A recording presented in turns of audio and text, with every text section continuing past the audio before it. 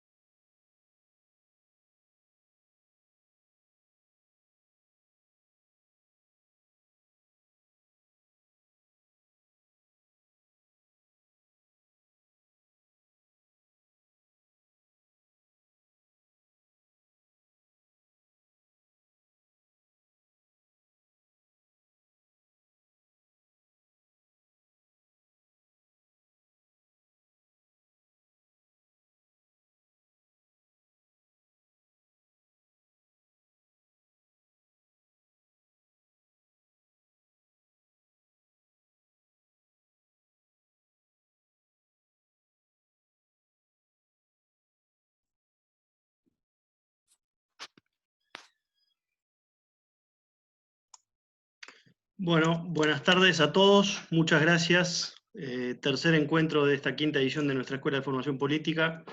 Hoy nos volvemos a dar un gran gusto, volvemos sobre el tema económico porque entendemos que despertó mucho interés la semana pasada. Así que les quiero presentar al profesor Juan Carlos de Pablo. El profesor, le decimos quienes lo seguimos, es economista, estudió en la UCA y continuó sus estudios en Harvard. Y además es honoris causa, doctor honoris causa en la UCEMA. Columnista del diario La Nación, integró el programa Animales Sueltos por América en 2016, donde adquirió muchísima popularidad. Así que bueno, sin más preámbulo, le voy a dar la palabra a Lucas Delfino para que dé comienzo a la charla. Gracias a todos por participar. Gracias, muy buenas tardes a todos, nuevamente por estar, por acompañarnos. Juan Carlos, un gusto, un honor para nosotros tenerte en el día de hoy.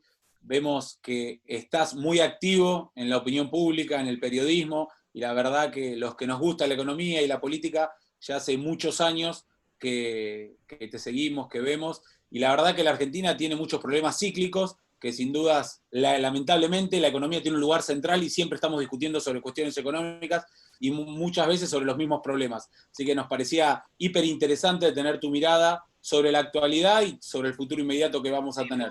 Sin mucho más, van a estar todos muteados, las preguntas que quieran ir haciendo las mandan al chat y después de la exposición que nos va a hacer, vamos a hacer un espacio de preguntas y respuestas dentro de las posibilidades, todas las que ustedes nos hagan. Muchísimas gracias, Juan Carlos. Muy bien.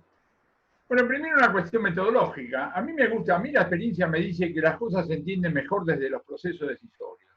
Yo me meto en los pantalones y en la pollera de quien tiene que tomar la decisión y desde ahí veo, digamos, la realidad. A mí me gusta decir a los alumnos en la facultad, las cosas no ocurren, alguien las hace ocurrir por alguna razón. Así que todo lo que voy a decir en algunos minutos, y después empezamos la parte de preguntas y respuestas, que de repente es la parte más jugosa, tiene que ver con esta perspectiva.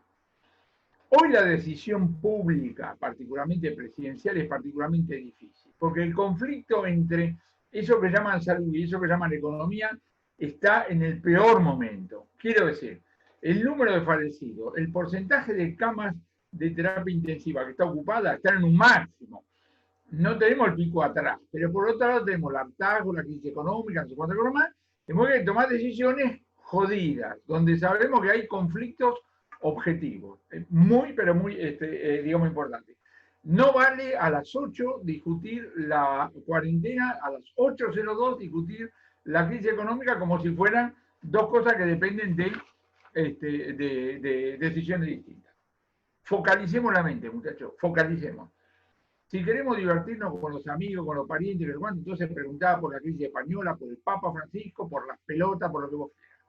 Focalicemos. No existe, el post-coronavirus no existe porque depende del durante coronavirus. No me canso de repetirlo. Pero usted cómo ve el siglo XXIV, no me importa nada, no veo la semana que viene todavía. Muy importante, acá estamos en lo que se llama el path dependence, es decir, dependemos del sendero, veremos cómo esto se va flexibilizando y en base a eso vamos a ver una cosa, digamos, posterior. Todo lo que el INDEC nos diga el resto de julio, en todo agosto, se refiere a cosas que ya pasaron. Van a informar qué pasó en mayo, qué pasó en junio, ya pasó todo eso. La primera ya pasó, así que solo me sirve como algún elemento, digamos, de referencia. Todo lo demás se lo dejo a los historiadores, al plano político, etcétera, etcétera.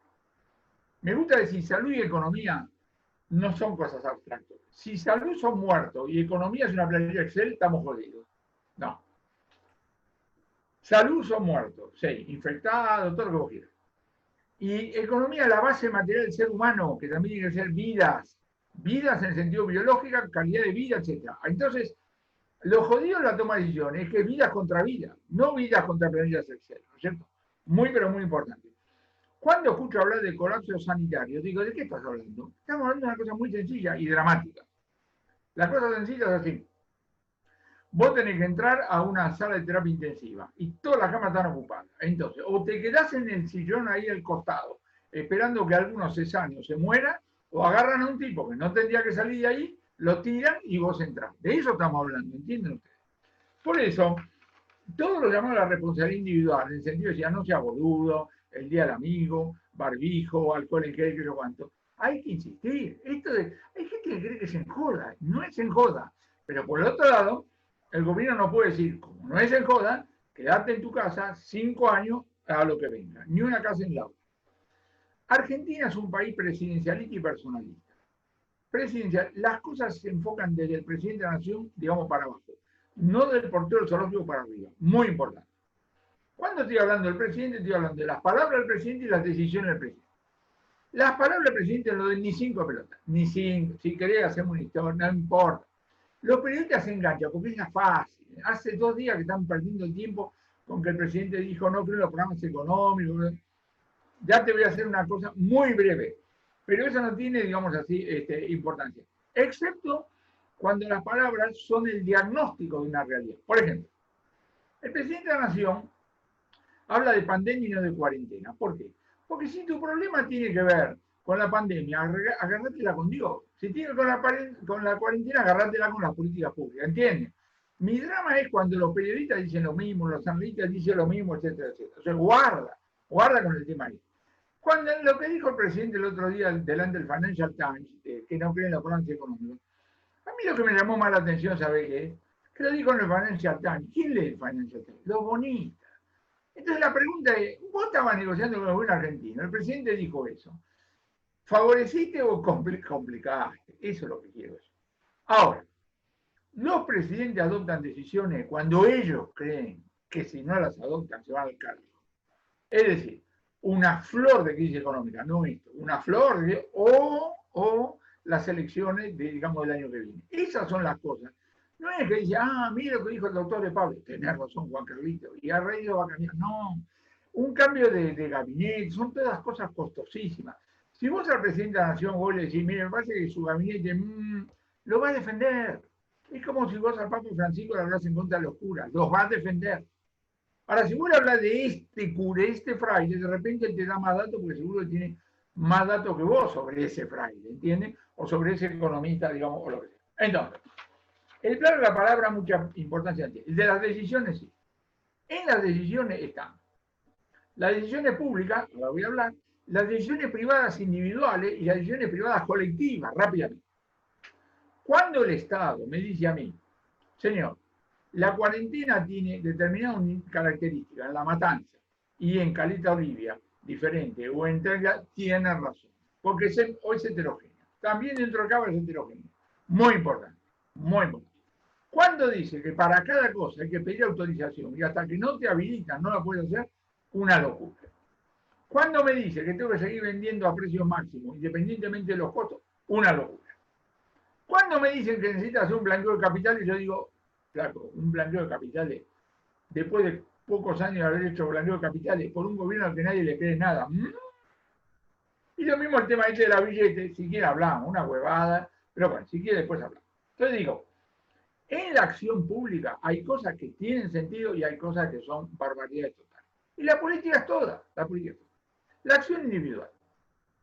Cada uno de nosotros, tal como era esperar, está inventando 1000 cosas para sobrevivir. Cosas se están inventando. Resulta que los que no tenían delivery tienen delivery. Los que no pueden hacer delivery se ponen a vender manzanas cuando antes vendían licuadoras. Hacen millones de cosas, tal como era esperar. En particular el teletrabajo, que lo dejo deliberadamente para el final, ¿entienden? Pero la acción privada es fundamental. ¿Sabes por qué digo esto? Porque yo prendo la televisión y digo, menos mal que tenemos el Estado, menos mal que tenemos el Estado. Después podemos hablar un rato. Yo digo también, menos mal que cada uno de nosotros tiene una idea. Las personas tienen una responsabilidad personal, familiar, etc. Vos no podés pretender que un tipo se ve en la casa a rajatabla, porque es adulto mayor, que lo tiró y se muera literalmente, y un día la municipalidad recoja cadáveres. Es una pavada eso. Es decir, cuando no dé más, va a saltar el cerco. De ahí la importancia de cómo se flexibiliza. Punto. Ahora, junto a las decisiones privadas individuales están las decisiones privadas colectivas, los banderazos. El banderazo del 20 de junio, el banderazo del 9 de julio y el que ahora dicen que va a venir el 17 de agosto. ¿Para qué son importantes? La cosa Carrió una vez dijo una cosa importante. Dijo, le dan fuerza al juez y al legislador que tiene que poner las bolas sobre la mesa y remar contra la corriente. Para eso son importantes. Limitan algunas, de la misma manera que la reacción de los periodistas, cuando el otro día Marcelo Longobardi sugirió que podrían estar por meter en cana algunas, salieron todos con los tapones de punta, se olvidaron todas las diferencias, tal como era de esperar, rácate. Y por ahora, todo por ahora, ¿no? Por ahora, digamos, no pasó nada. Algunos numeritos. ¿Qué está pasando con tasa de inflación? ¿Qué está pasando en el nivel de actividad? No estamos Guillermo Moreno, Marco Labaña, no tengo nada que decir. Estamos con problemas metodológicos, ¿no? Porque en el IPC yo tengo la entrada al cine y los cines están cerrados. ¿Qué precio le pusieron? Por eso yo sigo con particular atención alimentos y bebidas. Alimentos y bebidas está creciendo muy poquito, igual, muy poquito. Acá vos tenés una desvinculación transitoria. Los heterodoxos dicen, hemos descubierto la pólvora, no sean boludos. En las actuales circunstancias, donde vos no sabés cuánto demora la cuarentena, lo puedo hacer, qué cuánto, te agarrás de un principio elemental que dice, con efectivo compro cosas, y con cosas no sé si compro cosas. Moraleja, el efectivo tiene un atractivo notable, se está informalizando la economía, ¿entienden? Entonces, en el cortísimo plazo, una parte de la emisión no genera inflación. Ahora, a medida que esto se vaya normalizando, vas a ver que esto evidentemente se va a volcar. En parte en nivel de actividad y parte de aumento de precio. Todos los índices que conocemos de producción te dicen que da la impresión de que hubo un pico en abril y después levantó. Lo cual es lógico. Por supuesto levantó en el sentido que estábamos en el tercer subsuelo y ahora estamos en el segundo subsuelo. Pero si vos en abril estaba todo cerrado y en mayo abriste algo, es obvio que los índices van a para arriba, ¿entiendes? Muy importante, porque es un signo de flexibilización. Acá te digo algo. No hay un día T, cuarentena, T más 1, no existe. Esto es un continuo. Esto se viene flexibilizando desde hace un buen número de semanas. Ya empezó la flexibilización. Parte por derecha y parte, digamos así, por izquierda. Ahora, que vos hayas producido más en mayo que en abril, no quiere decir que tuviste menos problemas. ¿Por qué? Porque junto a los flujos, como producción, ventas, también en los stocks, por ejemplo, ahorros. De repente, en abril, no pudiste abrir, pero tenías ahorro. Y en mayo pudiste hacer algo, pero te quedaste sin ahorro. La realidad es heterogénea. La gente que habla en nombre de la juventud, en nombre de no sabe de qué está hablando. Acá tienen todo tipo de cosas. Hay gente que tiene capacidad de aguante años, meses, semanas, no da más y no sé cuántas cosas más. Muy importante. Del dólar, lo único que voy a decir, después si quieren, como dijo bien, este gobierno tiene un enfoque administrativo al sector externo. Dice, no podemos exportar y además tenemos que grabar las exportaciones. No nos prestan, no tenemos reserva, hay que pisar las importaciones. Y está trabajando en el Banco Central con el criterio almacenero, sin ofender a los almaceneros, y tengo $3, tengo 25 cortes, cosas por eso. Punto. No hay ningún incentivo, si este es el enfoque, por parte del Banco Central para decir, che, esta brecha, qué barbaridad. Agarremos el dólar de 75 y le ponemos 95. No, vos no tenés que tomar la decisión sobre la base de que eso vaya, digamos así. Sobre la deuda, estoy igual que ustedes, mirando. Yo no soy un experto en deuda. Yo sé que antes del coronavirus, Guzmán fue al Congreso y le dijo a los bonistas, muchachos, acá no hay un mango hasta 2023. De manera entonces que, si ustedes creen que quieren cobrar algo, bueno, si ganamos la elección de 2023, vengan a hablar con nosotros en el segundo periodo.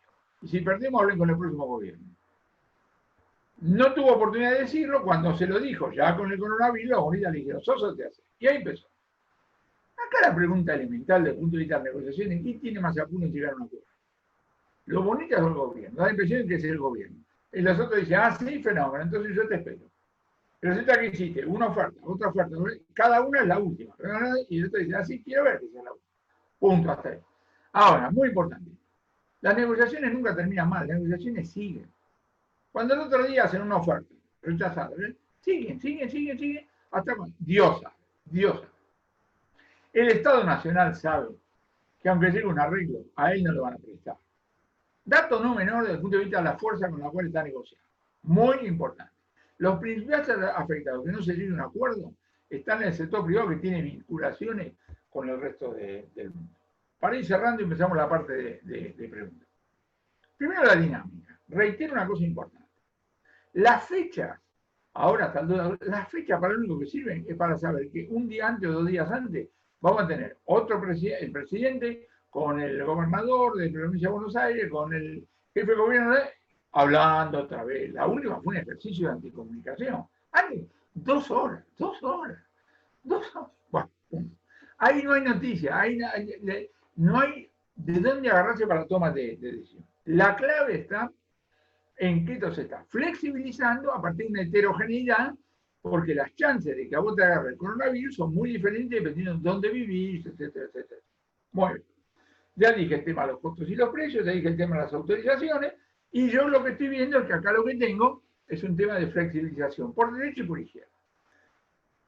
El conflicto es real. Ahora, si vos sos inteligente, bajá la zona de conflicto lo más que puedas. Es decir, decide al librero que está al lado del farmacéutico, que también puede abrir, y que entra al local de A2, igual que en la farmacia, y con barbijo, y con etcétera, etcétera, etcétera. Y decir a los tipos del Día del Amigo, muchachos, hay 32 razones para manifestar la amistad, sin tener que aproximarse, besitos, tocarte y cosas por el estilo. Ese tipo de cosas, ¿entiendes? Y si vas a caminar, caminá por un lugar lo más descampado posible, buscate un horario, busquemos hay que bajar la zona de, digamos, de conflicto. Junto a lo cual vas a tener salto de cerco inevitable, porque insisto, si el planteo que vas a hacer es muy estricto desde el punto de vista, evidentemente te van a saltar el cerco y eso es cada vez más difícil de parar. La última cosa es la siguiente, insisto, no hay un día T y un día T más uno, no señor. Estamos flexibilizando, ya empezamos, dale que va. Hay una lógica de emergencia y una lógica de lo que sigue después. En la lógica de la emergencia vos te bancás ciertas cosas. Tenés un incendio en la cocina de tu casa, entran los bomberos y no encuentran la llave que comunica el comedor con la cocina. Entonces el bombero dice, permítame, te corre, agarra, ¡pum!, le pega una patada a la puerta y la abre. Si vos me decís que descubriste una manera fantástica de abrir la puerta en tu casa todos los días de comer, sos un pavote. Te bancás eso en condiciones de emergencia. Cuando esto se vaya recuperando, evidentemente que van a volver toda una serie de cosas que fueron normales. Voy a poner un ejemplo. Imaginemos que cuando se normaliza esto nos encontramos con que tenemos el doble de los pesos que queremos. El doble. ¿Qué puede pasar?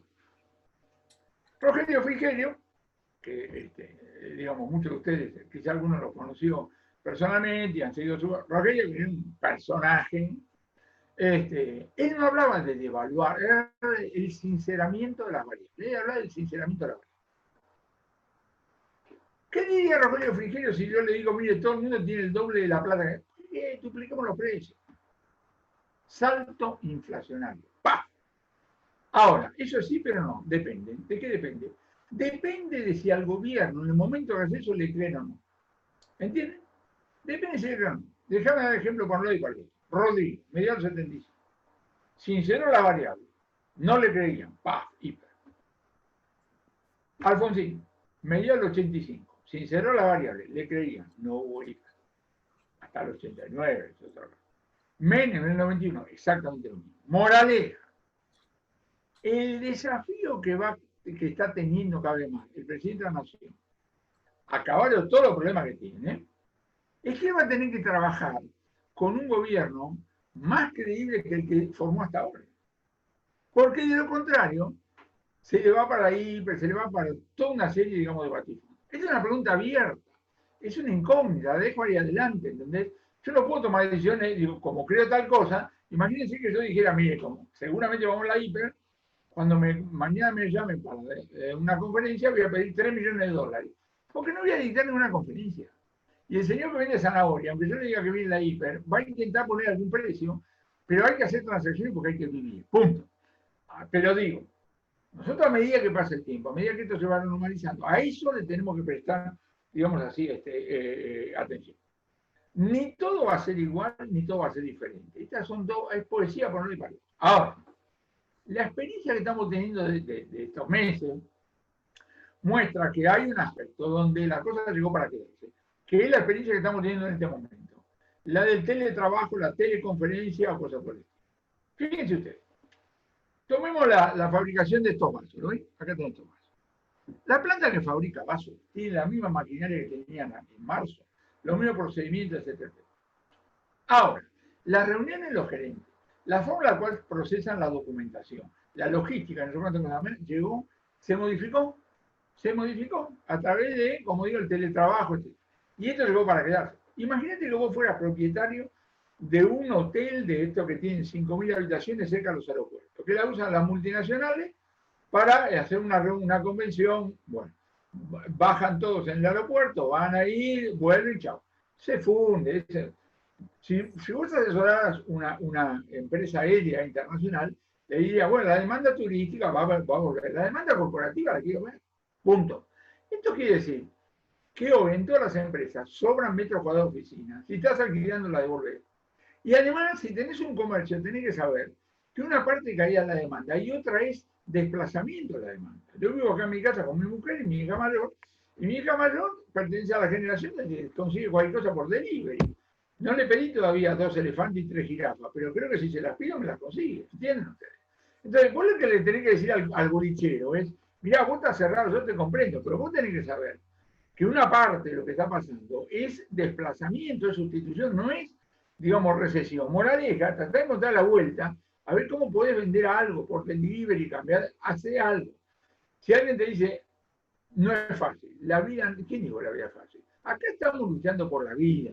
Lo único que digo es, esto me parece que llegó para quedarse. La flexibilidad que ha mostrado el teletrabajo llegó para quedarse. Por eso yo le diría a los legisladores, y con esto termino, muchachos, no se entusiasmen demasiado en ponerle trabas. Primero entendamos de qué se trata, estamos aprendiendo cómo funciona, estamos aprendiendo que son circunstancias extraordinarias, y después veremos, ya hay tiempo para ese tipo de cosas. La última. Cuando uno mira, digo, en la post-pandemia, la post-cuarentena, las pelotas, no sé cuánto más, entonces están los pesimistas que dicen que estamos hechos mierda desde el punto de vista psicológico, no vamos a ver en la cartera 20 años.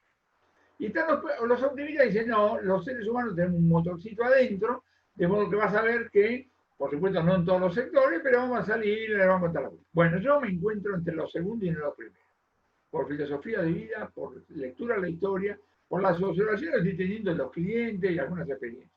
Los seres humanos tenemos ganas de hacer cosas, Por supuesto, no vamos a ir rajando a comprar pasajes internacionales para Italia, pero cada uno tiene ideas de las cosas que quiere hacer, etc.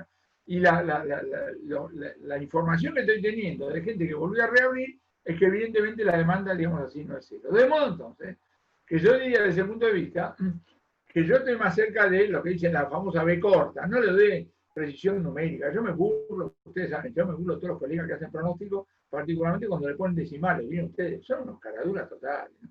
32,7, ¿dónde carajo lograste el 7? Digamos?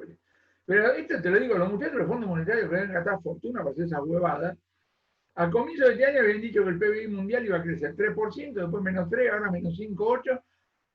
No le des pelota, punto.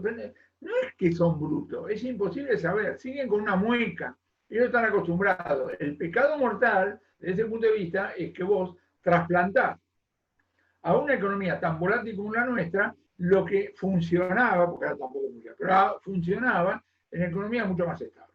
Bueno, síntesis. Muchachos, acá lo que tenemos que hacer es, se nos cayó un piano de cola en la cabeza, a todos, un piano de cola, punto, ¿qué le vamos a hacer? No nos peleemos entre nosotros, no es nada personal, estas cosas ocurren, vamos a encontrar la vuelta, etcétera, etcétera, y algún día volvemos, estamos empezando a flexibilizar y vamos a hacer a eso que se llama la nueva normalidad, que Dios sabe lo que quiere hacer. Pregunta. Ahí, Juan Carlos, espectacular, la verdad que aparte siempre con tu impronta, y lo más interesante es hacernos pensar y repensar. Yo primero ahí estamos recolectando algunas de las preguntas que van surgiendo, ir un poquito más atrás, ¿no? Digo, como vos, lector y analista de la historia, hay mucha discusión de cuáles fueron los mejores procesos para la Argentina, por qué Argentina no es Australia, qué características tenemos. Haciendo un pantallazo, y no el otro día lo hablábamos con Pilo Bordón, con respecto, parafraseando en qué momento se jodió la Argentina, ¿no? Pero, ¿cuál es tu análisis? Pero ¿cuál es tu análisis al respecto? Y también, y esto es lo personal, hay algunos del equipo, y vos nombrabas a Rogelio Frigerio, hay que hacer la nota al pie, Rogelio Frigerio, abuelo, del que fue ministro del Interior hace unos meses. ¿Cuál es tu análisis, por lo menos, de lo que fue el siglo XX para la Argentina, y si hay algún punto disruptivo en el cual se empezó a complicar un poco más? ¿Y cuál es tu mirada con respecto al gobierno de Frondizi? Te voy a hablar un minuto con respecto al segundo, pero el primero. no me dedico. Está a un nivel ese planteo está a un nivel de abstracción que me parece que no aprendo. Si fuera jovencito, de repente me agarro un libro sobre eso, pero para familiarizarme. Después hay que meterse adentro, bien adentro del proceso decisorio, porque si no, la verdad no se entiende. Y la prueba, los debates, uno dice, no, Perón sí, Perón no, Frondizi sí, Frondizi no, todo respeto. Yo no veo que la gente esté avanzando. En cambio, yo agarraría y le diría a alguien, digo, me voy a mirar al siglo XX, agarrar un periodo que a vos te guste o te disguste y analizarlo juntos. Porque lo que vas a descubrir es qué hicieron las personas frente a las circunstancias. Y me parece que eso es un elemento muy, pero muy valioso, ¿entendés? Ahora te voy al tema de Frondizi. Primera cosa que hay que decir, uno no juzga a la presidencia por los indicadores económicos. Viste que ahora le pegan a Macri, ¿no? Por los indicadores económicos. Yo digo, por los indicadores económicos también le podría pegar a Frondizi y le podría pegar a Alfonsín. Alfonsín tiene una hiper, y sin embargo, la historia va a decir que hizo cosas muy valiosas. Los indicadores económicos de Frondizi, PBI, por ejemplo, son la cuarta parte en términos de crecimiento de los indicadores de Ilia, con el mayor de los respetos. Nadie puede creer que en términos históricos Ilia fue 4 veces presidente con respecto a uno a Frondizi. Va. Entonces, el tema de las circunstancias, etcétera, es muy importante. El caso de Frondizi. Cuando Frondizi empieza la presidencia, yo estaba terminando el colegio secundario, cuando la terminó estaba en la mitad de la universidad. Era un gusto escuchar los discursos de Frondizi. Yo le doy como tema algunos discursos, por ejemplo, el del 1 de mayo del 58, que con el que arranca, mis alumnos, para que diga, a ver, dígame, porque en medulares, y además tenía la forma en la cual los entonaba, era realmente fantástico. La otra vez, ustedes saben que la Corporación América recogió todos los discursos de Frondizi y los publicó. Me los mandaron, yo muchos los había leído, pero los leo cada tanto. Frondizi iba a hablar en la Biblioteca Popular de Floresta y se preparaba un discurso de 2 páginas. 2 páginas, porque tenía que hablar 5 minutos. Pero era medular. Realmente el hombre, digamos así, era así. Cuando vos hablás con Camillón, con ese tipo de cosas, entendés la dimensión que tuvo desde otros ángulos. Política exterior, etcétera, etcétera. Voy a decir una cosa de mal gusto, pero la tengo que decir. ¿Se imaginan ustedes lo que hubiera pasado en 1958 si el presidente electo, en vez de ser Frondizi, hubiera sido Balbín? Hubiéramos cagado, lo digo en latín, porque soy un tipo fino. No me meto con la persona de Ricardo Balbín. Balbín era un mediocre.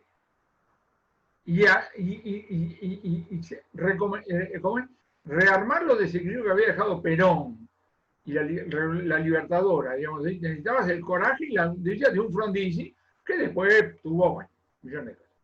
Última de Frondizi persona, y voy un minuto a Frigerio. Yo soy muy amigo de Rosendo Fraga, cuyo papá era secretario del ejército de Frondizi. A Frondizi le hicieron, no sé, 40 golpes de Estado, intentos, 32, 28, no me acuerdo.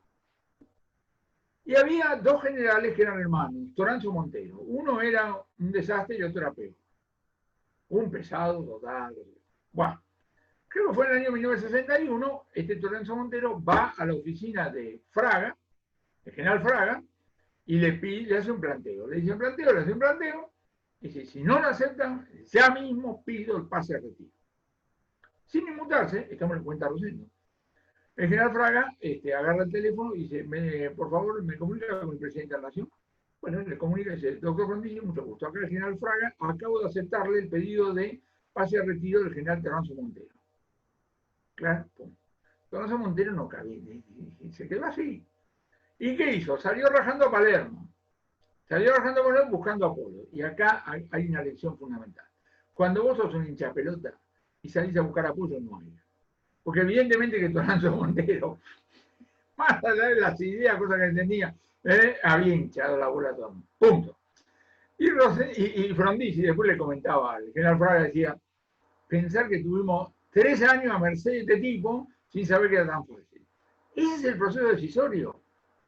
Frondizi, igual que Alfonsín, eran civiles. A los civiles el derramamiento de sangre los vuelve locos. Menos mal, menos mal. Hay 2 discursos de Alfonsín en el domingo de Semana Santa. El domingo a la mañana dice, voy a Campo de Mayo a hablar con esos hijos de puta. Y cuando vuelve a la tarde dice, héroes de Malvinas. Y vos decís, ¿qué pasó? Bueno, te digo lo que me dijeron gente que fue con Alfonsín en el helicóptero. Alfonsín va en un helicóptero a Campo de Mayo y ve Campo de Mayo rodeado por decenas, quizás cientos de miles de civiles. Y le agarra una responsabilidad elemental que dice, flaco, yo acá tengo que bajar los decibeles a ver si acá se arma el despelote. ¿Entienden ustedes? Muy, pero muy importante. Frigerio. Yo conocí tres tipos de energía desbordante. Uno fue Frigerio, el otro es Domingo Cavallo, y el tercero es el ingeniero Justiniano Allende Pose, que era un joven ingeniero en la década del 30 y con un impuesto chiquitito a la nafta, en la década del 30, se asfaltó con la tecnología del momento 30.000 kilómetros. Un personaje. Vuelvo a Frigerio. Para mostrar la energía de este hombre. Yo había arreglado con él que iba a venir a mi casa, donde estoy en este momento, un viernes a las 9 de la noche, para hablar con gente que le interesaba, digamos, la política. Muy bien. Y no tuve el cuidado ese día de confirmar. Bueno, estábamos acá, 15 personas, 20 personas, 9, 9 y 10, 9 y cuarto, y estaba Rosendo Fraga, y Rosendo sabemos que tiene todos los teléfonos del mundo, todos. Digo, Rosendo, ¿vos casualidad no tenés el teléfono de la casa de Frigerio? Sí, me lo canta. Llamo y me atiende Frigerio. Le digo, doctor, lo estamos esperando. ¿Cómo? ¿No era el viernes que viene? No, lo estamos esperando. Voy para allá, me dice. ¿No quiere que lo vaya a buscar? Voy para allá. Y él vivía en Belgrano, yo estoy acá en Palermo. A los 20 minutos abro la puerta, estaba vestido de primera comunión, de punta en blanco, ¿no? Se sentó, le habíamos dejado un lugar, pidió una copa de vino y empezó a hablar, y lo que voy a decir ahora es literal. Habló 3 horas sin parar, hasta que en un momento paró para respirar y ahí le metí la primera pregunta. Y yo sabía lo que yo estaba escuchando, porque era una maravilla, ¿no? Una maravilla. Yo estaba escuchando y mientras escuchaba las cosas, a mí me encantan los testimonios, porque como a mí me gustan las decisiones personales, los procesos decisorios, yo quiero escuchar a los protagonistas, a los protagonistas. Por ejemplo, el abuelo organizador, Emilio Pelina, que tenía 32.000 historias. Pero volvamos. Entonces, ¿cómo es? Yo, mientras estaba escuchando, decía, pero este tipo tiene 80 años, cuando laburó con Felice tenía 40. Si a los 80 tiene esta energía, te imaginas los 40, no dormías. Ahora, y acá está la personalidad, que el desarrollismo es Frigerio. Después viene la racionalización, después viene todo ese tipo de cosas. Déjame darte un ejemplo. Tenías unas ideas muy peculiares. Porque vos en la facultad estudiás la teoría del comercio internacional. ¿Qué dice? Los factores son inmóviles y se mueven los bienes. Frigerio decía, nos movemos los factores y cerramos la economía. Que venga el capital, acá lo quiere. Bueno, está bien, no importa. Pero desde el punto de vista del cómo, que en una estrategia de desarrollo es muy importante, a mí siempre me gusta contrastar. Contrato petrolero, que son 13 contratos firmados, negociados individualmente, de la manera más rara que te puedas imaginar, y no hubo un solo elemento de corrupción. Muy importante. Porque vos mirás la metodología que usaron, era, bueno. Y por otro lado, industria automotriz, donde abriste la tranquera, llegaron 24 y tuvimos una industria automotriz carísima que después hubo, digamos, que modificar. Entonces, ese era, digamos, Frigerio. Que es el hombre, fíjense lo interesante la relación Frondizi-Frigerio. Yo tengo para mí que Frondizi después del derrocamiento de Perón se vio como el próximo presidente civil. Entonces vuelve a pensar y dice, ¿con quién hablo en materia económica? Los peronistas no podían hablar porque estaban todos presos. Los radicales estaban con Balbín. Él era amigo de Pineda, pero bueno. Y al comienzo del 56, si recuerdo bien, aparece un personaje que se llama Macharandiarena o algo parecido, que los conecta. Hacen una reunión que se ponen a hablar de todo, no sé cuánto, y sale una reunión verdaderamente, digamos así, digamos fenomenal. Moraleja. Este desarrollismo, etcétera, etcétera, etcétera, insisto, si ustedes le buscan la doctrina, hagan todo lo que quieran. La impresión que yo tengo es un subproducto de una poderosísima personalidad que tenía, digamos, Frigerio. Frondizi era abogado, pero le daba entidad a una cosa como la realidad. Él no tenía un concepto legal de la economía, muy importante. Y si a alguno le gustan las cuestiones institucionales, una vez le explicaron a Frigerio por qué no había mandado los contratos petroleros al Congreso. ¿Sabe qué dijo? Porque no me los aprobaron. Acá tenemos un tema de los tantos que hay. Cuando vos tenés una responsabilidad ejecutiva, decime una cosa, vos te apegás a la ley, a lo que venga, y te dejás inundar, difícil, ¿entiendes? Muy importante, muy importante. Yo no lo veo a Frondizi siendo la apología del delito. Lo que digo es, muchachos, bebamos, la realidad es mucho más compleja. Fíjate ustedes, y volvemos a la parte de preguntas, Ilia no quería anular los contratos petroleros. ¿Sabe por qué no los anuló? Porque fue promesa de campaña. Y el viejo dijo, dije que lo iba a anular, lo anuló. Que le costó un huevo a la Argentina, etcétera, etcétera. Y Guido Di Tella siempre dice, esto es Argentina. Y Di Tella dijo, bueno, lo tuvieron que anular, porque lo tuvieron que anular, todos pagaron 200 millones de dólares, que era una fortuna en ese momento. Pero las autoridades de YPF trataron de ver cómo minimizaban digamos así, los efectos nocivos, porque se daban cuenta que era una barbaridad. Más preguntas. Y ahí en la línea de lo que planteabas también, Juan Carlos, el viraje también, no digo ideológico, pero sí programático de Frondizi, del libro del 54, Política y Petróleo, y después la batalla del petróleo que da como presidente, ¿no? Bueno, ahí tengo un testimonio que me dio Emilio Peña. Primero vamos a los datos. Frondizi escribe, algunos dicen que solo escribió el prólogo, no el libro, pero no importa. Petróleo y Política del año 54 le da el protagonismo a YPF que lo hace. En el 58 hace la batalla del petróleo sobre la base de la colaboración privada. Primera dato, ya lo había dicho en la campaña, no hubo traición con respecto a la campaña, ojo, muy importante. Gómez renuncia por razón petrolera, no sé, eso es otra historia aparte. Pero en la campaña, en la revista que ahí está lo que pensaba hacer. De la misma manera que también anunció enseñanza libre con la lucha con laica, etcétera, etcétera. Muy bien. ¿Por qué cambia de opinión? Porque evidentemente Frigerio hizo una cuenta almacenero para empezar a hablar. Vos tenías en la década del 50 lo que se llamaba el pesimismo portador. El nivel de exportaciones no podía pasar la denominada barrera de los 1.000 millones de dólares por año. 1.000 millones de dólares por año. Bien, bien. Estamos en un mundo que no hay mercado de capitales, no hay reserva, no hay nada. La moraleja, la única manera que vos tenés para financiar las exportaciones es exportando. Pero resulta que no podés aumentar las exportaciones y querés crecer.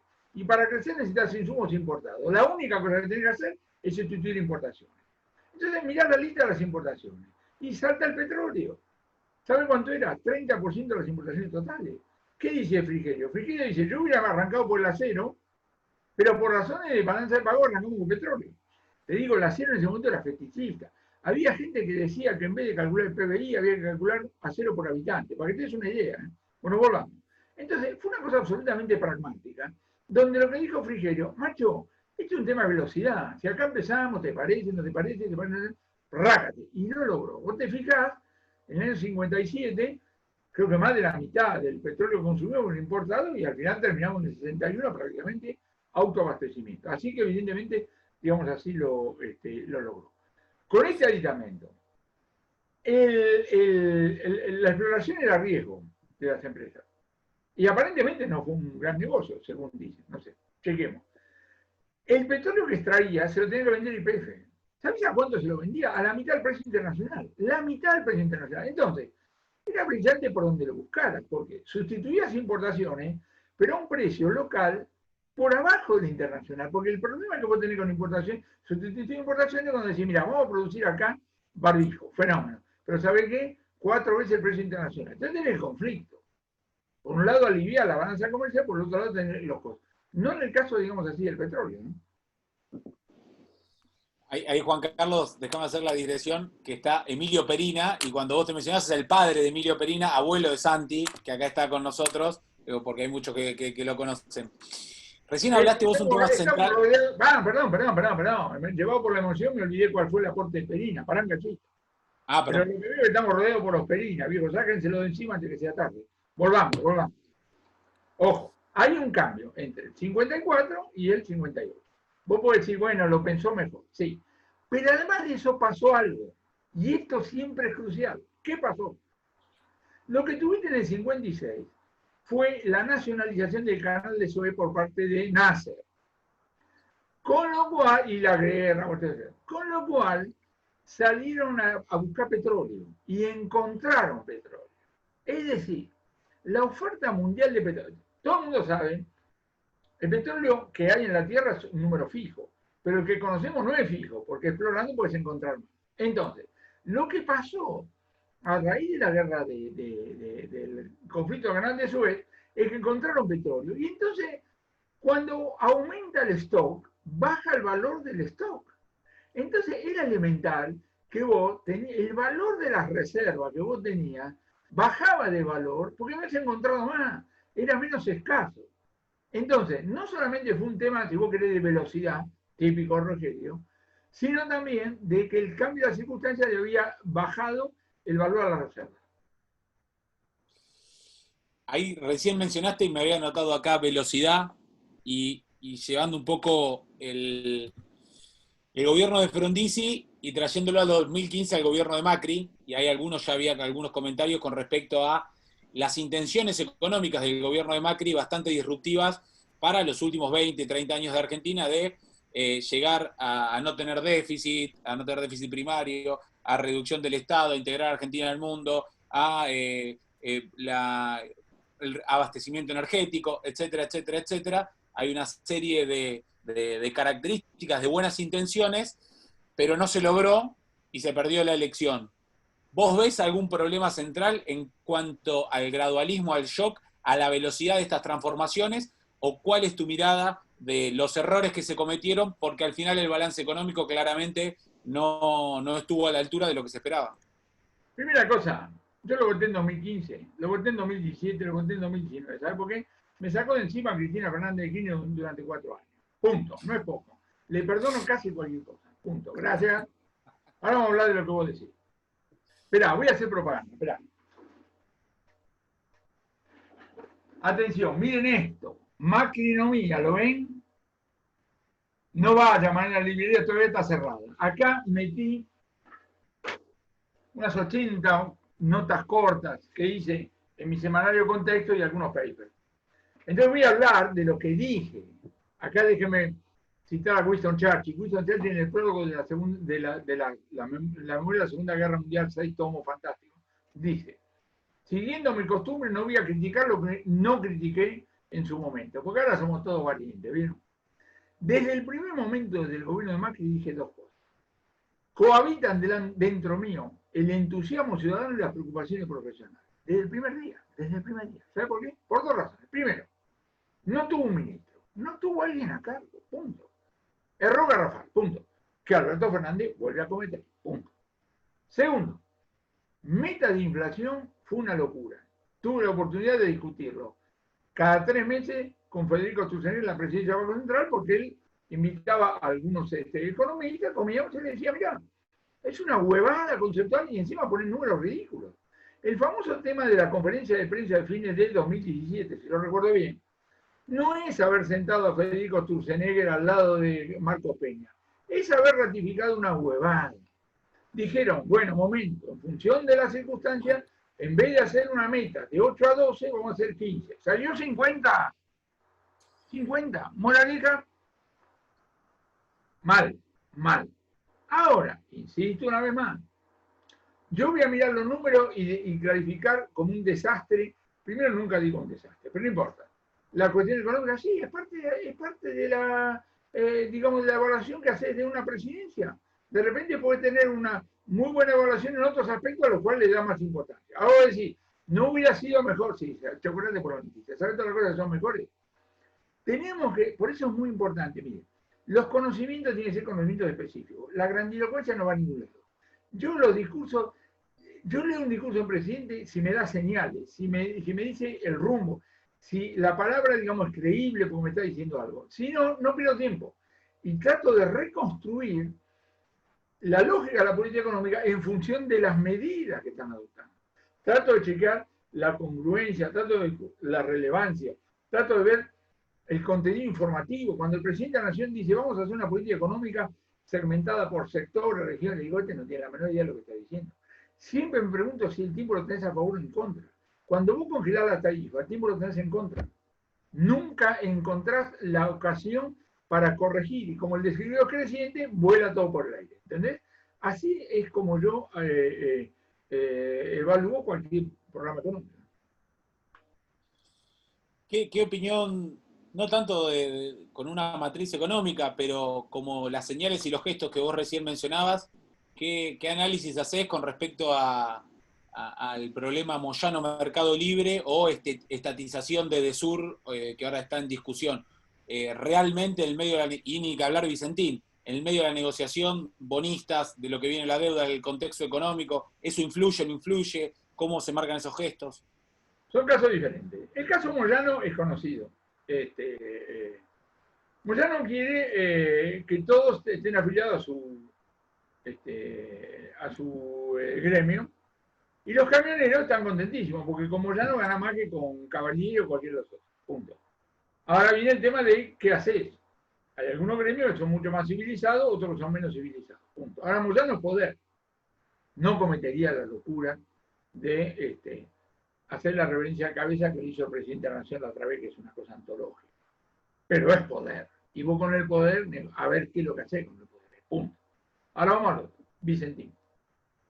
Cuando escuché la conferencia de prensa del presidente, ya entusiasmándose y todo, entusiasmándose, yo dije, no. La experiencia argentina de estatización de empresas, y lo mismo funciona para Edenor, es pésima, es pésima. ¿Por qué? Porque vos te sacás de encima, si Vicentín deja de funcionar en manos públicas, los operadores van a trabajar en otras empresas, pero los contribuyentes impositivos van a poner guita durante no sé cuántos años, ¿entendés? Los veteranos, como yo, recuerdan lo que significaba en la década del 80 conseguir un teléfono. Los jóvenes no tienen la menor idea de lo que era eso. Pedro Pou, presidente del Banco Central, tenía un dicho que me encantaba. Decía, los argentinos compramos y vendemos teléfonos con ladrillos alrededor. Era así. Es decir, vos querías comprar un departamento, antes de preguntar si tenía baño, preguntar si tenía teléfono, de eso hablábamos.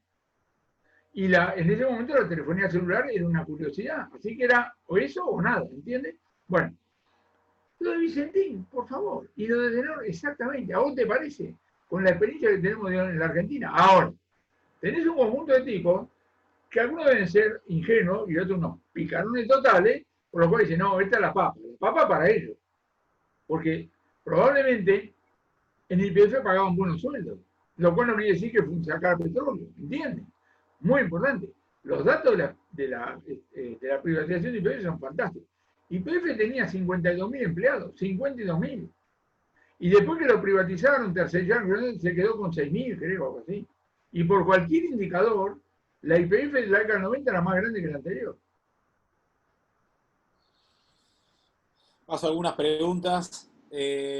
Jorge de Rosario pregunta, ¿qué opinás de la creciente influencia económica de China en Sudamérica? ¿Hay una fuente de financiamiento para la región? ¿Hay un cambio de paradigma en esa línea? ¿Cómo lo ves?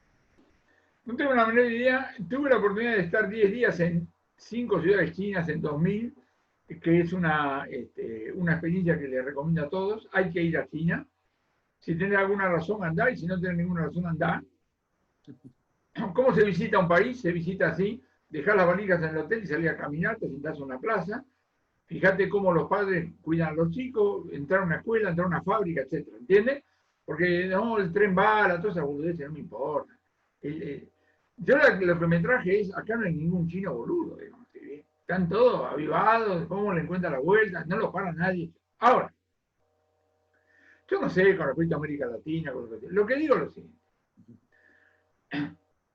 En las crisis, lo importante es ser poco importante. Lo importante es ser poco importante. China es muy importante. Si China quiere hacer mierda a Estados Unidos, se hace mierda a ellos. Es así de fácil. Si Haití pudiera hacer mierda a Estados Unidos, puede hacer mierda y ya están jodidos. No China. Entonces la pregunta que nos tenemos que hacer es, dígame una cosa, ¿puede sentar la dirigencia china de jugar a eso? ¿De venderle todos los títulos que tiene? No parece. En el medio negocian, van, vienen, con sistema chino, cosas por el estilo. Yo lo que veo en China, por alguna lectura y por lo que pude apreciar, cosas por el estilo, es que vos tenés la regla de juego correcta. Y esto que voy a decir es así, no es un invento. Deng Xiaoping, que es mi héroe, en una sequía, no hay hechos autónomos, todo empezó con una sequía, se acerca a un chinito al que le habían asignado un pedazo de tierra. Dice, che, negro, no, amarillo, le digo. Dice, ¿cómo son las reglas de juego acá? Y dijo, mira, a mí me asignaron esto, y me dijeron, ¿y yo qué haces acá? Repollo, un fenómeno. ¿Y qué te dijeron? Mira, el primero que sale para vos, todo lo demás para el Estado. Ah, fenómeno, ¿cuánto sale? Uno. Ah, bueno, y ahí, te juro, cambié la regla de juego. Digo, mira, con los mismos equipos, con todo igual. El primero que sale es para el Estado, todo lo demás para vos. Y salieron 32 repollos. La revolución, Dani Rodri, que es un economista turco muy interesante, dijo, los chinos no descubrieron ningún principio, los aplican todos, punto, gracias. La revolución, estas tasas, empezaron en el sector agropecuario, después fueron al sector industrial, después fueron a esto, fueron a otro. Así que yo diría, no occidentalicen, no tienen elecciones, violan los derechos humanos, en millones, digamos así, de cosas. Pero estamos hablando de otra cosa, Digo, no tengo ningún dato de que los chinos se hayan vuelto idiotas, miopes. Moraleja, tienen que cuidar el sistema. Porque en las crisis los grandes pierden para cuidar el sistema y recuperan cuando esto se recupera. Dentro de eso tenemos que hacer, digamos, negocio con los chinos. Donde evidentemente, esto es más bien para andar a pie. Si vos vas a negociar con los chinos débil, ¿qué querés? No te van a regalar nada. Si le vas a pedir un swap, cuando no tenés más remedio, si vas a pedir que no le vas a pagar el swap y que querés otro swap, y los chinos van a decir, flaco, déjame mirar con cariño a la pampa chal, algo que al otro le guste. Juan Carlos, y estuvimos viendo el mega programa de asistencia financiera que lideraron Merkel y Macron, que salió después de 3 días de negociaciones y demás. ¿Cuál va a ser el destino para los países emergentes, países en vías de desarrollo, para los países latinoamericanos? Vemos un mundo con recursos, pero no justamente que en este contexto lleguen a un país como el nuestro. ¿Cuál es tu visión al respecto para poder recuperar una situación tan compleja como esta pandemia? Obviamente que no vi ese documento que estás diciendo, pero lo que tengo que esperar es que ellos estén pensando en ellos. Es lo único que necesitamos. Vos lo que necesitas es un mundo que recupere. A un mundo que recupera es más fácil venderle y es más difícil comprarle bagatela. Punto. Hasta ahí. El resto es nuestro desafío. Punto. Otra de las preguntas que tenemos es con respecto a la inflación tan recurrente. Hoy Argentina está en un grupo muy pequeño de países con altísima inflación, y esto no tiene que ver con los últimos 4 años, en los últimos 10, venimos de una historia de inflación. ¿Cuál es el motivo y por qué no podemos resolver este problema para pasar a otros? Todos los países tienen problemas, pero nosotros estamos discutiendo siempre lo mismo. Porque cuando lo logramos no somos capaces de mantener los resultados iniciales. Claro que tenemos inflación desde la Segunda Guerra Mundial, pero la tasa de inflación no fue constante. Ya que te gusta Frondizi, vos tenés un primer semestre del 59 y después un periodo, segundo semestre del 59 hasta comienzo del 61. Después tuviste el austral, la convertibilidad, etcétera, etcétera. Ahora, el día que arrancaste con la convertibilidad era Gardel, el día que arrancaste con el plan austral exactamente lo mismo. Ahora, cuando vos decís, mire señor, el ajuste fiscal, no joda con la cantidad de dinero, si vos estás cagado, como estaba Alfonsín antes del austral, y por eso hizo todo lo que tenía que hacer. Les recuerdo que el 14 de junio del 85, antes que hablara Zurril, habló Alfonsín. Si usted lee ese discurso, Milton Friedman no lo hubiera escrito mejor. Capaz que no lo sentía, no importa. Dijo, esto es lo que tengo que hacer, sí, vamos. Porque tenía en la cabeza, yo tengo que llegar. Y evidentemente, a las trompadas, como ocurre en la Argentina, empezó un régimen democrático que sigue a las trompadas, pero sigue, digamos, hasta ahora sigue. Hay que sacarle, digamos así, el sombrero. Ahora, cuando vos estás con una idea de hiper, y decís, hay que ajustar, sí, claro, aflojás, porque tenidos esa idea, ya está. Fíjate lo que está pasando en este momento con el tema de la cuarentena. Yo creo que hay mucha gente que dice, no, pero esto yo no me voy a contagiar hasta que se contagie. Y los testimonios que vos tenés, los tipos que se contagian, no jodan, che. Ahora tengo un amigo mío que lamentablemente está zafando, pero no es joda. Entonces escribe, no es joda. Pero si no, bueno, la experiencia argentina, ¿sabes cuál es? te la bancás, lo haces, y de repente decís, bueno, va, y afloja. Y ahí volvemos a las andadas. Lo mismo el tema de la deuda. La historia de la deuda es la historia de poder endeudarse. Si yo te doy el gráfico de la deuda, vos vas a ver que María Estela Martínez Perón no aumentó la deuda. Nadie le prestaba. Y a Martínez le prestaban a los pavotes, porque era un gobierno militar que en ese momento era un activo, porque tenía superávit comercial, porque había bajado, y porque tenía la relación deuda-PBI baja porque no le habían prestado a... Y entonces vino justo el segundo shock petrolero y nos prestaron los pavotes. A mediados de la década del 80 yo participé en un trabajo del Banco Mundial, entonces me hice experto en la economía de la India, Costa Marfil, no sé cuántas cosas más.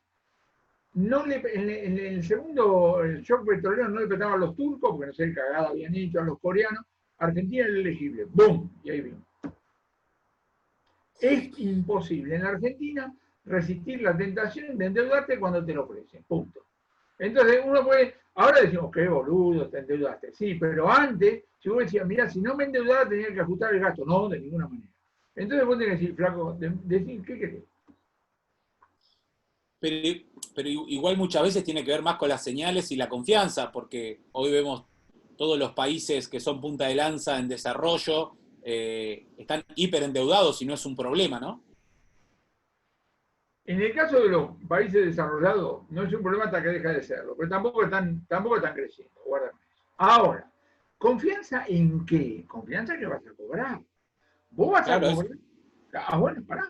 Vos vas a cobrar creyendo.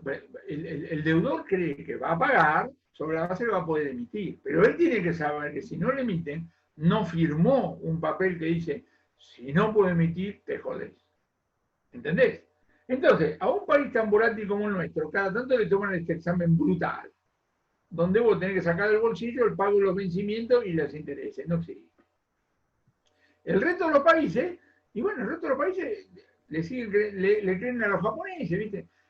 Los japoneses creen en los japoneses. Fenómeno. Entonces los tipos tienen una relación deuda-PBI que creo que supera un año de PBI. Y los japoneses van, y bueno, está bien, no tengo problema. O los tanos, qué sé yo, cosas por el estilo. No puede, esas comparaciones internacionales lo único que muestran es los argentinos no le creemos al gobierno de turno. Yo tengo un amigo economista en España que me hizo una reflexión muy buena, que un día me dijo, para mí los argentinos se van cambiando en el gobierno y cada tanto llega alguno un poquito más serio para que el mundo le volvamos a creer, pero al final están todos confabulados y todos nos terminan cagando a todos y nunca pagan, digo, la verdad es esa. Entonces, digamos, no estamos confabulados, o si como que a mí no me gustan las teorías cooperativas, pero de hecho lo que ocurre. Es cierto. Es cierto. Sí. Ahora, bien la otra pregunta. Entonces el resto del mundo son unos boludos que nos vuelven a creer. Tampoco. Porque en el corto plazo, lo voy a decir en latín porque soy un tipo fino. Hay gente del sector financiero que juega el coito económicos y financieros. Y bueno, entonces dice, yo soy un tipo tan piola que durante 4 años me voy a pagar 8% anual en dólares y voy a rajar 2 días antes que se armen de pedo. Algunos lo logran, son Gardel, y otros no, y están enchufados. Juan Carlos, volviendo a la actualidad, y tenemos alguna de las preguntas que fue noticia estos días, la importación de billetes, que lo único que hace es poner sobre la mesa la magnitud de la emisión que estamos teniendo. Lo sobrevolaste el tema, pero ¿va a haber alguna posibilidad de absorción sin que eso se traslade en el mediano plazo? Quedó claro, vos lo manifestaste de que no es lo inmediato. ¿Y hay algún riesgo de hiper para vos? Por eso digo. Primero vamos al tema de los billetes. Yo aprendí en la UCA, Moyano Serena fue mi profe. La casa de moneda, el Banco Central emite dinero, son 2 cosas diferentes. Acá tenemos un problema de billete. ¿Por qué tenemos un problema de billete? Se había empecinado en no emitir billetes de más de 100 pesos de denominación. Yo tengo una anécdota, a mí me gustan las anécdotas. Un día intento subir a un taxi y yo me acerco para ver si le digo, mire, tengo que ir a tal lado, tengo 100 pesos. Le digo, porque digo, a ver si el tipo me dice, no tengo cambio. ¿No? Le digo, vuelvo otra vez. Tengo 100 pesos y voy a tal lado. ¿Sabes lo que me dijo el tipo? Suba, creo que le va a alcanzar. Claro, el nivel de vida había aumentado tanto que 100 pesos era una pelotudez, ¿entienden ustedes? Ahora resulta que dijeron, no, porque aumenta las expectativas inflacionarias. Una pagada. Que en la Argentina, ¿vos te parece que si hoy sacan el billete de 5.000 pesos, vamos a generar expectativas inflacionarias? Ahora, ¿qué pasó? Muy sencillo. Hacer la cuenta costaba contar en el supermercado. Se rompían los cajeros automáticos. Vamos a entrar en los que un desastre. Pero yo digo, la denominación de los billetes es una cuestión de comodidad transaccional. Hay que poner billetes de los 5.000 pesos. Si pusiste a Carrillo, la comunidad judía, bueno, hay que decirle, mire, muchachos, aguanten un poquito, si ya están impresos, usalo, y mientras tanto vamos poniendo a Fangio, Coca Sarli, poner a alguien indiscutible, y después lo retiramos y ponemos otro. Pero el tema billete es un tema operativo, no tiene nada que ver con la moneda. Ahora vamos a la segunda pregunta. Las razones por las cuales se emiten son entendibles, Ahora, esto no quita que te sobren algo que quieras hacer, punto. Y ahí volvemos otra vez. El fogonazo inflacionario lo veo casi. ¿Por qué?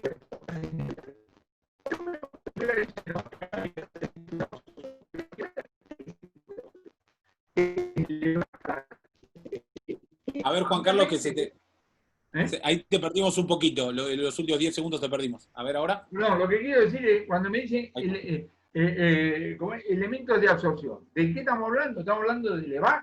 ¿Me tenés que dar tasa de interés? ¿Qué?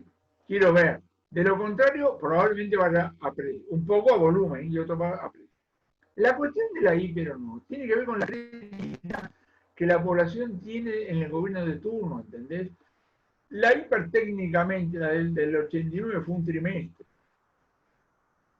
Por pedido de Angelo, que era el candidato del radicalismo, y contra su voluntad, Alfonsín le dice a Surri que se tiene que ir. Y va a la góndola del supermercado, ¿y qué hay? Pugliese. Lanza el primer paquete, ¿se acuerdan? Aumenta el paralelo, y esa noche hace una declaración que dice, les hablé con el corazón, me contestaron con el bolsillo. Si te quedaba alguna duda que tenías que salir rajando a comprar dólares, te la disipó el viejo, punto. Y siguió, ¿entiendes? Entonces, ¿qué es la hiper? La hiper es una caída dramática de la demanda de pesos, dramática. Te querés sacar de encima los pesos, a lo que venga. Comprar cualquier pavada, dale que va. La única razón por la cual a mediados del 89 nos quedamos con algún peso es que no sabíamos si al otro día los bancos iban a estar abiertos o no. Y vos siempre necesitas alguna monedita para cosas biológicas. ¿Estamos claros? Moraleja. Lo que tenemos que ver para adelante, para asignar alguna probabilidad, es ver al presidente. Si el presidente, hay gente que dice, no, como depende de Cristina, bueno, también. Pero yo digo, perdón, le va a dar la llave a Cristina, se va a suicidar, ¿qué es lo que va a hacer? O va a decir, no, flaco, esta la tengo que pelear. Bueno, veremos, es una incógnita, veremos. Yo tomo diciendo, eso va a ser que la va a pelear, pero vamos a ver. Hoy vimos una noticia que el campo, el sector agropecuario, vuelve a representar más del 70% de todas las exportaciones y los dólares que ingresan a nuestro país. ¿Pensás que puede ser una posibilidad esta pandemia, esta crisis, para tratar de modificar nuestra matriz? Industrias del conocimiento, servicios, tenemos 5 unicornios sobre uno nuevo, unicornios como empresas que valen más de 1.000 millones de dólares. ¿Por qué somos el único país de Latinoamérica que las tiene, el resto no, pero no las aprovechamos? ¿Qué analizas al respecto? A mí me gusta que la estructura económica sea el resultado real del juego. No decir, Soquete Verde, más de 200 habitantes, sí, en lo que somos buenos metemos. Pero para eso las reglas de juego tienen que ser razonables, ¿entendés? Los argentinos para llevar adelante políticas son un exagerado total. Sustitución de importación. En 1975 Argentina exportaba camiones y no exportaba trigo. Algo no anda, ¿no? Entonces, esto ya no es una matriz, ya es un volcaje. Digo, tenemos el sector agropecuario, son cosas heterogéneas, se hacen muchos productos. En la industria hay muchos productos. Economía del conocimiento no sé qué carajo es, pero la industria es fantástica. Metele nomás. Lo que digo es, lo que yo le digo siempre a los funcionarios es, no sea parte del problema, no sea parte del problema. Cuando la Secretaría de Comercio te pide información para revisar una decisión de precio que vos tomaste, y vos tomaste la decisión sin tener en cuenta la información que te pidieron, algo no anda. El tipo te dice, tráigame la estructura de costo de los últimos 5 años, y después te dice, dígame una cosa, el 10 de febrero de 2017, ¿por qué aumentó los precios 3,2%? Ni te acordás, y los datos esos vos no los tenías adelante cuando tomaste la decisión. Una locura. ¿Entiendes? Una locura. Entonces lo que digo es, y de ese punto de vista, ese es el punto que hace Hayek. Hayek lo que dice es, la sabiduría no es conocimiento, venir a Excel, computadora. No, flaco, es una cosa mucho más intuitiva, mucho más de procesamiento, pues yo rescato el espíritu empresario que es fundamental. El ejemplo que siempre pongo es Manuel, que es el encargado del Bidú Bar que está en la planta baja de mi oficina. Manuel, que es un analfabeto, sabe lo que tiene que saber. Sabe lo que hace el tipo a la una, se para en la puerta. Entras, te felicita, te agradece. Seguís y dice, ¿dónde era este hijo de puta? Y sabe cuánto cobra él, cuánto cobran los otros, cuánto sabe esto lo que tiene que saber. Y le vas a enseñar a Manuel a llevar adelante el boliche. Imposible, punto. Entonces por eso, ¿sabes por qué lo digo? Porque hay muchos análisis que dan la impresión de que las empresas lo llevan adelante, lo puedes hacer con funcionarios o robots. No, el talento empresarial es crucial. Junto a lo cual, la organización también es crucial, porque si son todos loquitos empresarios, son todos superterianos, no funciona. Pero ese nervio, yo eso lo dejo al espíritu empresarial. Entonces lo que digo es, jodámoslo lo menos posible a los tipos, jodámoslo, y después vienen las estadísticas, entonces dice 17,2, tal sector, tal sector, tal sector. Últimas dos, Juan Carlos, y agradeciéndote, la verdad que muy interesante, y con tu impronta que siempre es muy, muy piola, muy descontracturado.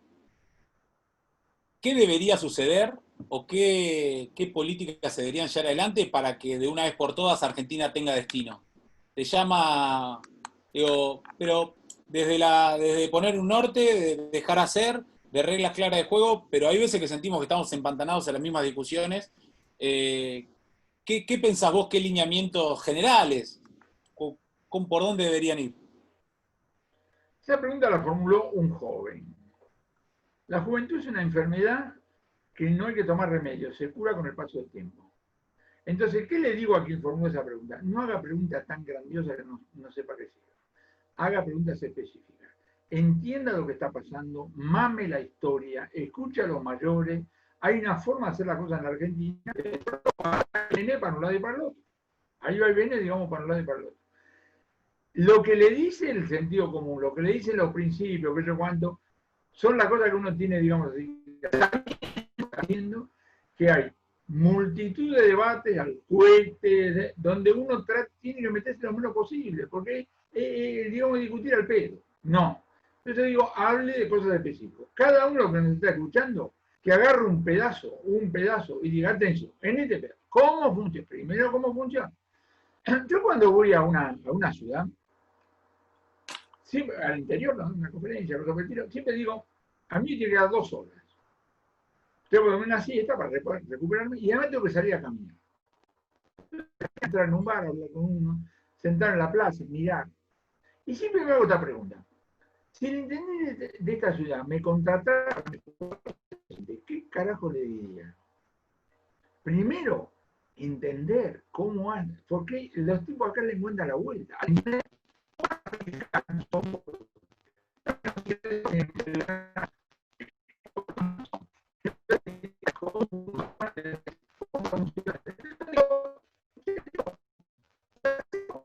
Lo hacemos bien, si entendemos cómo funcionan determinadas cosas, de repente va a funcionar. Y en materia estatal, yo lo que le digo,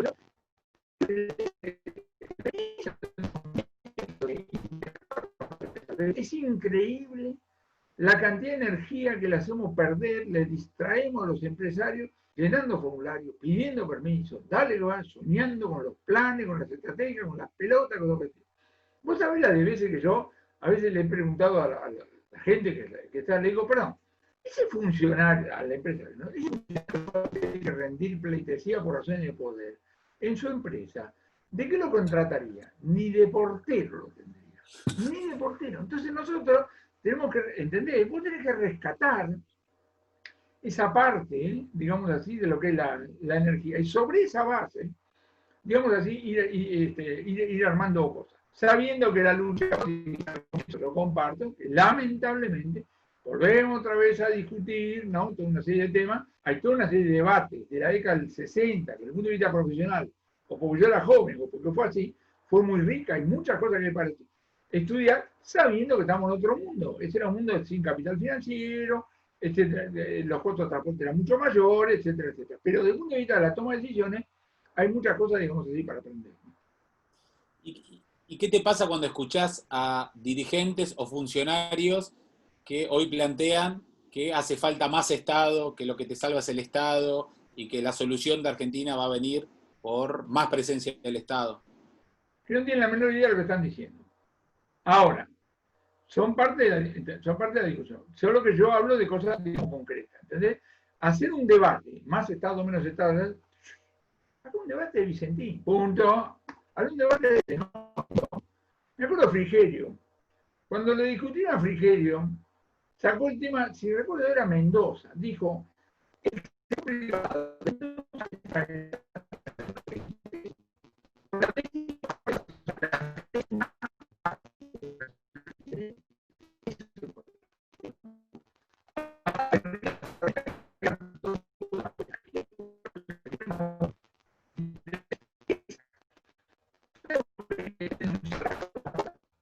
Ahí no se escucha, Juan. A Perdón. ver. No, ahí viste que te perdemos con un poquito.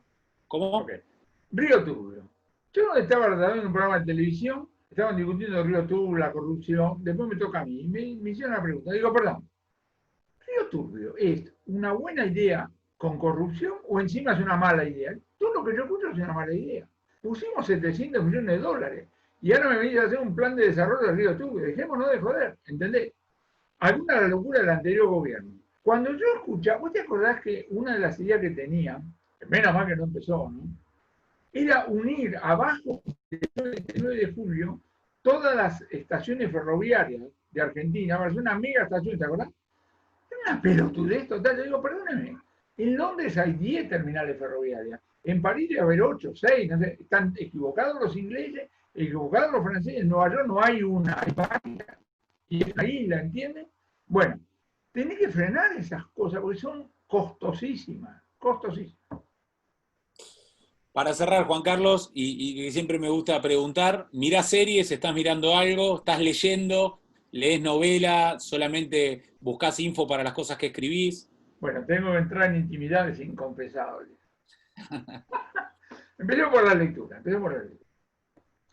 Tengo biblioteca, tengo mitad de la biblioteca acá, mitad en mi casa. Acá estoy leyendo, ya leí, pero los grandes libros. Vos volvés a Ricardo, o a Marx, o a Alde, y siempre es un pensar. Pero además de eso, descubrí cosas que había comprado y había leído muy poquito. Te digo lo que estoy leyendo en las últimas semanas y estoy aprendiendo, digamos así, un montón. Todo es historia, volvemos otra vez al abuelo Perina, todo es historia, gran revista, que nunca compré porque eran artículos largos. En 2002 publicaron en 5 tomos los más o menos 100 mejores artículos. 100 mejores artículos, empezando la colonia.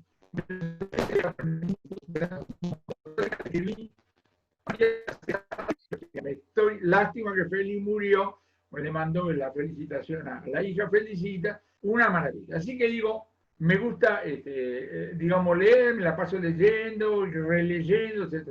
Junto a lo cual tengo Netflix, así que miro cosas. Miro y remiro también.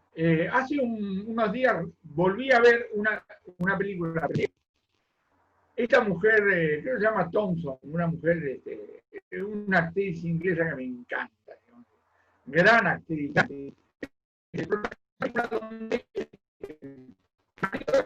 Se raja con la esposa de otro tipo y muere en el mismo accidente aéreo. Y, bueno, y ahí aparece toda una película, una maravilla. Y en series estuve viendo hasta hace poco, pero ya terminé, una que creo que es canadiense, que se llama No sé qué del corazón, cosas por el estilo. Bueno, y con eso, digamos, me entretengo. Pero me voy a dormir muy temprano, porque me despierto temprano. O me despierto temprano porque voy a dormir temprano. La verdad que no lo sé. Creo que trabajo con horario de la isla de Pascua, no sé, o de las islas, no sé. Pero de repente 5:30, 6, y me despierto y me pongo a trabajar y naturalmente que siesta rigurosa, y después temprano, digamos, sí, a la cama.